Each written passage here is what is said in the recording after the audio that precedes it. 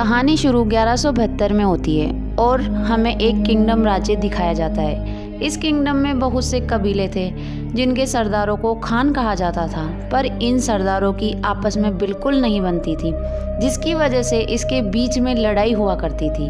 हमें एक कबीला दिखाया जाता है। उस कबीले का सरदार अपने 9 साल के बेटे को लेकर उसकी बीवी को ढूंढने निकलता है। उसके बेटे का नाम तिमोजिन था। सारा दिन सफ़र करने के बाद तिमोजिन के पापा उसके दोस्त के पास जाते हैं। वहाँ पर तिमोजिन की मुलाकात एक छोटी सी लड़की से होती है जिसका नाम बोरती था। वह उससे पूछती है कि तुम यहाँ क्या करने आए हो, जिस पर वह बताता है कि मैं यहाँ पर बीवी ढूंढने के लिए आया हूँ। जिस पर बोरती कहती है फिर तो तुम्हें मुझसे शादी करनी चाहिए। यह कहकर वह वहाँ से चली जाती है। तभी रात को तिमोजिन के पापा उससे कहते हैं कि मुझे तुम्हारे लिए ऐसी लड़की की तलाश है जो बड़े कबीले से हो। जिस पर वह अपने पापा से कहता है कि मैं अपने लिए लड़की खुद ही ढूंढूंगा। सुबह को उसके पापा अपने दोस्त के सारे कबीले की लड़कियों को उसके सामने खड़ा करते हैं। उस लड़कियों में बोरती भी थी। तिमोजिन उसे ही चुनता है। उन दोनों की शादी करवा दी गई, पर वह 5 साल बाद ही साथ रह सकते थे। यह उनके कबीले का एक रिवाज था। जाते वक्त तिमोजिन बोरते को एक लॉकेट देता है और कहता है कि मैं तुम्हारे पास जल्दी आऊँगा, हम जल्दी मिलेंगे। इतना कहकर वह अपने पापा के साथ चला जाता है। काफ़ी दूर चलकर वह एक जगह पर रुकते हैं जहाँ पर एक दूसरा कबीला भी था। उसका सरदार तिमोजिन के पापा के पास एक दूध का प्याला भेजते हैं, जो इस बात का संकेत था कि वह उनसे दोस्ती करना चाहते थे। उनके जवाब में उन्होंने भी दूध का प्याला भेजा, पर उनका साथी कहता है कि यह दूध किसी और को पिलाना चाहिए। पर तिमोजिन के पापा उसको भरोसा दिलाना चाहते थे और वह दूध पूरा पी जाते हैं। जब वह आगे जाते हैं तो घोड़े से गिर जाते हैं और उनकी मौत हो जाती है। पता चलता है कि उस कबीले के सरदार की एक चाल थी, दूध में जहर मिलाकर भेजा था। तिमोजिन के पापा के मरते ही कबीले के लोग उनको छोड़कर चले जाते हैं, क्योंकि उनका मानना था कि उनको जिंदा रहना है तो किसी मजबूत कबीले का हिस्सा बनकर रहना होगा। तिमोजिन के पापा के मरने के बाद उनका खास आदमी उनके कबीले के सभी लोगों को अपने साथ ले जाते हैं और साथ ही सभी जानवरों को अपने कब्जे में कर लेता है। तभी तिमोजिन की माँ उससे कहती है कि तुम अच्छा नहीं कर रहे हो। एक दिन बड़ा होके मेरा बेटा तुम्हें जरूर मारेगा, तुमसे बदला लेगा। वह आदमी डर जाता है, क्या पता तिमोजिन बड़ा होके मुझे मार दे। यह सोचकर वह उसे मारने का फैसला करता है। इन कबीलों में यह रिवाज था कि वह बच्चों व महिलाओं को नहीं मारते थे, तो वह तिमोजिन की लंबाई नापता है। एक पहिए से लंबाई नापता है तो वह बहुत छोटा होता है और उसे बच्चा मानकर उसे छोड़ देता है। तब वह तिमोजिन की माँ से कहता है कि मैं अगले साल इसे मारने जरूर आऊँगा। वक्त निकलता है और सर्दी आ जाती है। तिमोजिन के पास छुपने के लिए कोई जगह नहीं होती। तब उसे अपने पापा की बात याद आती है कि पहाड़ों पर अपने देवता रहते हैं जो मुश्किल वक्त में हमारा साथ देते हैं। तिमोजिन वहां जाने का फैसला करता है। तब वह वहां जाता है तो उसका पैर पानी में चला जाता है और वह गिरने वाला होता है। तब वहां एक बच्चा आता है और वह उसे पानी से निकालकर उसकी जान बचाता है और अपने साथ ले जाता है। तिमोजिन अपनी जान बचाने वाले को धन्यवाद देता है। वहाँ पर उसका छोटा भाई भी था। वह दोनों दूध में अपना हाथ काटकर उसमें खून की बूंदें डालते हैं और उसे पीने को कहते हैं कि तुम इसे पी लो, तुम हमारे भाई बन जाओगे। तिमोजिन उसे पी लेता है। अब वह 3 भाई बन जाते हैं। अगली सुबह वह आदमी भी उसे ढूंढते हुए आता है और तिमोजिन को पकड़कर ले जाता है। फिर से उसकी लंबाई नापता है। तिमोजिन अब भी छोटा था, लेकिन वह आदमी सोचता है कि इसे जब तक बंदी बनाया जाए तब तक यह बड़ा नहीं होता। वह उसे बंदी बना लेता है। वहाँ कबीले में एक ऐसा आदमी भी था जो रोज तिमोजिन को खाना खिलाता और उसके जख्मों पर दवा लगाता था। वह आदमी फिर से तिमोजिन की लंबाई नापता है तो तिमोजिन फिर भी छोटा निकलता है। एक दिन बहुत तेज बारिश हो रही थी। सभी अपने खेमे में चले जाते हैं। इसी बात का फायदा उठाकर वह आदमी जो तिमोजिन को खाना खिलाता था, उसका ध्यान रखता था, वह तिमोजिन को आज़ाद कर देता है। वह उससे कहता है कि तुम यहाँ से भाग जाओ। तिमोजिन फंदों के साथ वहाँ से भाग जाता है। भागते भागते वह पहाड़ के देवता तक जा पहुँचता है, जिसके बारे में उसके पापा ने उसे बताया था। वह एक भेड़िया को देखता है।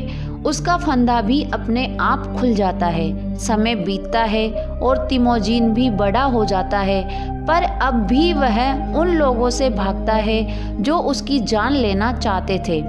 तिमोजिन को पकड़ लिया जाता है और फिर से कैद कर दिया जाता है, जिससे बचपन में किया था। तिमोजिन की उम्र व लंबाई भी बढ़ चुकी थी और उसके मरने के मौके भी बढ़ जाते हैं। वह आदमी उससे कहता है कि तुम्हें अभी नहीं मारूंगा, तुम अपने जान की भीख मांगो। तब वह जवाब देता है कि वह खुशी से मर जाएगा पर ऐसे नहीं बोलेगा। तब वह आदमी कहता है ठीक है, इसके बाद मैं तुम्हें तड़पा तड़पा कर मारूंगा, और उसे फिर से बंदी बना लिया जाता है। तभी उसके पास वही आदमी आता है जो उसको खाना खिलाता था। एक रात जश्न मनाया जाता है। तब वह आदमी नशे की हालत में तिमोजिन के पास आता है तो तिमोजिन फंदे से उस आदमी को मार मार कर उसको मार देता है और उसका फायदा तिमोजिन उठाता है और उसे मार कर आज़ाद हो जाता है। वह वहाँ से बोरते से मिलने जाता है जो अब बड़ी हो गई थी और बहुत खूबसूरत भी। वह बोरते को अपने साथ लेकर अपनी माँ व बहन के पास जाता है। तिमोजिन को देखकर वह बहुत खुश होते हैं और उनका जीवन हंसी खुशी चलता है। तभी एक कबीला उन पर हमला करता है, क्योंकि तिमोजिन के पिता ने कुछ समय पहले इस कबीले के सरदार की माँ को अगवा कर लिया था। तब यह सरदार छोटा था और यह आज बड़ा हो गया है। अब यह बदला लेने के लिए तिमोजिन की बीवी को ले जाता है। तब तिमोजिन उनसे मुकाबला करने के लिए अपने पुराने भाई के पास जाता है, जिसने बचपन में दूध में अपना खून मिलाकर पिलाया था, जो अब कबीले का मजबूत सरदार बन गया था। तिमोजिन उसे अपनी बीवी के बारे में बताता है और कहता है कि हमें उस कबीले से लड़ने में 1 साल लगेगा, क्योंकि वह बहुत ताकतवर है। हमें अपने सैनिक मजबूत करने होंगे। फिर 1 साल निकल जाता है। तिमोजिन अपने भाई के साथ कबीले पर हमला करता है और सबको खत्म कर देता है। तिमोजिन को एक टेंट में अपनी बीवी भी मिल जाती है, लेकिन वह अब कबीले के सरदार के बच्चे की मां बनने वाली थी। लेकिन फिर भी तिमोजिन उसे गले लगा लेता है, क्योंकि वह उससे बहुत प्यार करता था। कबीले को मारकर जो भी मिलता है उसे उन लोगों में बांट देता है जो उसके साथ लड़ रहे थे, और उसके घर वालों को भी हिस्सा देता है जो इसके साथ लड़ते हुए मारे गए थे। उसकी रहमदिली को देखकर उसके भाई के कबीले के लोग भी उसके साथ हो जाते हैं। यह देखकर उसके भाई को उससे नफरत हो जाती है। एक दिन उसके भाई के लोग घोड़े चुरा रहे थे। तभी एक आदमी तीर से हमला कर देता है। उसके देखने पर पता चलता है कि उसके भाई का बड़ा भाई था। जब उसके भाई को पता चलता है कि उसके भाई को तिमोजिन के आदमियों ने मार दिया, तो उसने कबीलों को साथ मिलाकर जंग लड़ने का फैसला कर लिया। तिमोजिन नहीं जीत पाता, इसलिए कबीले के सभी बच्चों व औरतों को भेज दिया। कुछ साथियों के साथ उसने जंग लड़ने का फैसला लिया, पर हार जाता है, जिस पर उसका भाई उसे बंदी बना लेता है। एक दिन उसका भाई उसे दूसरे कबीले को बेच देता है। काफ़ी सफ़र करने के बाद उसे एक शहर में लाया जाता है।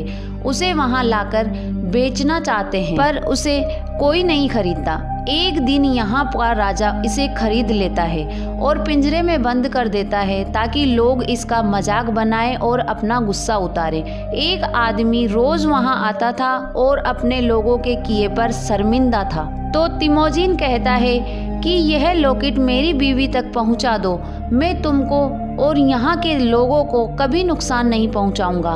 वह बूढ़ा आदमी इसकी बीवी की तलाश में निकल जाता है। चलते चलते वह आदमी बेहोश होकर मर जाता है, पर वह लॉकेट उसकी बीवी बोर्ते तक पहुंच जाता है। उसे यकीन हो जाता है कि तिमोजिन जिंदा है और उसे ढूंढने निकल जाती है और उसी शहर में आ जाती है और वहाँ एक सिपाही को रिश्वत देकर तिमोजिन को आज़ाद करवा देती है। अब परिवार में सब खुश थे।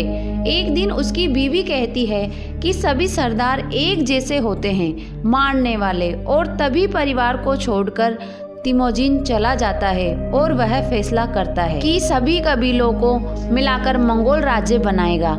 उसने 3 नियम बनाए। पहला, औरतें और बच्चों को नहीं मारेंगे। दूसरा, दुश्मनों से मरते दम तक लड़ेंगे। और तीसरा, कोई भी अपने सरदारों को धोखा नहीं देगा। फिर उसने अपनी एक सेना बना ली। राजा बनने में रुकावट उसका भाई था। भाई के पास बड़ी सेना थी। तभी उसका भाई अचानक हमला कर देता है। बहुत बड़ी जंग होती है और तिमोजिन जीत जाता है। वह हारे हुए लोगों को मारता नहीं, सेना में भर्ती करता था।